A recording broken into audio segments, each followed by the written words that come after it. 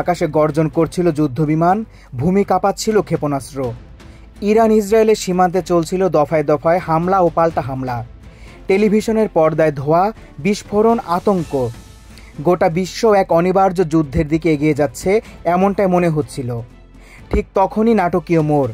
এক বিস্ময়কর ঘোষণায় ইরান ও ইসরায়েলের যুদ্ধবিরতিতে পৌঁছেছে বলে জানিয়েছে ইরানের রাষ্ট্রীয় টিভি চ্যানেল।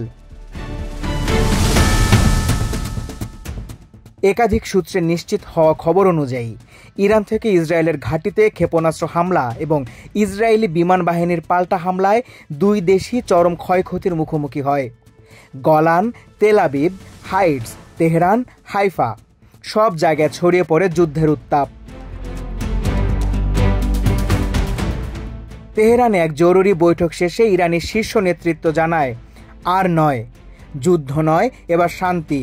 অন্যদিকে ইসরায়েলের প্রভাবশালী মিডিয়া চ্যানেল 12 ও ওয়াইনেটও জানায় দুই দেশ যুদ্ধবিরতির প্রস্তাব গ্রহণ করেছে এবং তা বাস্তবায়ন শুরু হয়েছে। কিন্তু সবকিছু শিরোনাম কেড়ে নেয় মার্কিন প্রেসিডেন্ট ডোনাল্ড ট্রাম্পের আকস্মিক ঘোষণা। তার মালিকানাধীন সামাজিক যোগাযোগ মাধ্যম ট্রুথ সোশ্যালে তিনি লেখেন, বিশ্বের জন্য বড় এক জয়।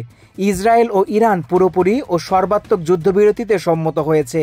এই চুক্তির নেপথ্যে আমি ছিলাম, আমি গর্বিত। ট্রাম্পের এই পোস্ট মুহূর্তে ভাইরাল হয়। আন্তর্জাতিক কূটনৈতিক অঙ্গনে পড়ে যায় আলোড়ন। অনেকে বলছেন এ যেন এক অসম্ভবকে সম্ভব করা।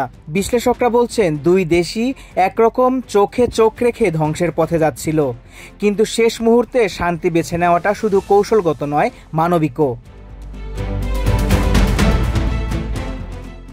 এখন প্রশ্ন, এই যুদ্ধবিরতি কতদিন স্থায়ী হবে? বিশ্ব শ্বাসরুদ্ধ হয়ে তাকিয়ে আছে, কারণ শান্তির চাদরে ঢাকা এই আগুনের নিচে জমে আছে বহু বছরের দ্বন্দ্ব, বিশ্বাসঘাতকতা আর প্রতিশোধের গল্প। তবে আপাতত যুদ্ধ থেমেছে, রক্তপাত বন্ধ, আর সেটাই এই মুহূর্তে সবচেয়ে বড় জয়।